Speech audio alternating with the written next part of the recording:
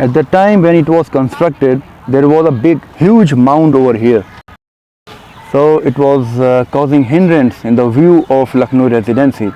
So it was decided that it should be relocated. So in 1904, it was dug out from its original position and it was re-erected on the same spot in 1904. And one man who was present on both the occasions, it was Edward Hilton. He was present at the same spot in 1864 when it was first erected, and then again in 1904 when it was re-erected. When the people who were coming to Residency, when they were coming from that side, if they looked like this, so it was hiding the main Lucknow Residency building.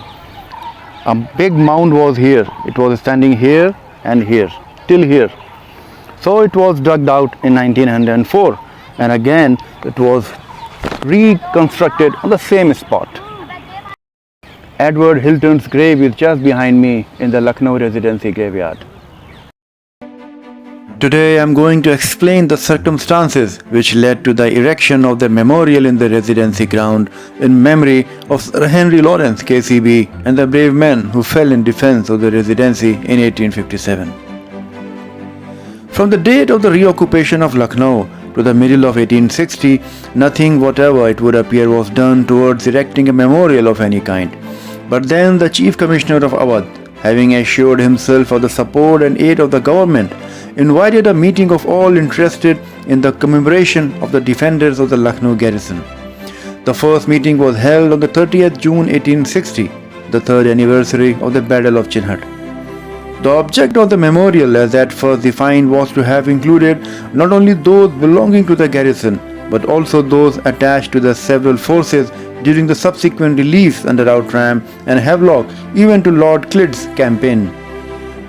In other words, to all who fell between the 30th June and the 22nd of November 1857. Sir R. Walpole proposed that the memorial should be placed in London, either in one of the public squares or in Westminster's Abbey or in St. Paul's.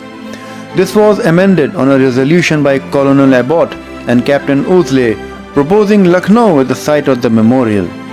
Those measures resulted finally in the following resolution, carried unanimously at a meeting held at Chhatar Manzil, Lucknow on the 10th of July 1860, that the said monument be erected on or near the site of the Residency. Sir George Cooper laid the foundation stone, and it was generally understood at the time that no one could have been more appropriately selected for the honor, nor have performed it more gracefully. Sir George Cooper, in a calm, clear tone and with impressive accent, addressed the assembly as follows. I find myself placed in a very trying position, and I hope that you will bear with me if I falter, as my thoughts revert to the past, as I call to mind the intimate relation which I once bore to many of those whose memory we have met this day to perpetuate. As I remember how often I have strolled around this very place which was formerly the garden of the Residency, with Lawrence, with Outram, with Inglis and with Banks. It is hardly necessary for me to recount at length to a Lucknow audience assembled within sight of these riddled walls the events of the well-known past, for all will remember, or at least will have heard of the glorious bearing of the handful of volunteer cavalry on the disastrous morning of Chinhad, and many of those who now hear me can themselves tell of the consternation and grief which pervaded the garrison on the sudden and unexpected fall of Lawrence. They can recollect the fire which raged around these walls on the day of the 20th of July, a fire so close and searching that the very birds which chanced to be within these precincts fell perforated from the trees. They can remember how the comrades in honor of whose memory we have met on this occasion fell beside them day by day and hour by hour. They can remember the round shot crashing into the defenseless hospital, and they can remember the feelings of despair and anguish with which the intelligence of another woman or child, killed or maimed, in the only places which afforded even a chance of safety, was received by the entire garrison.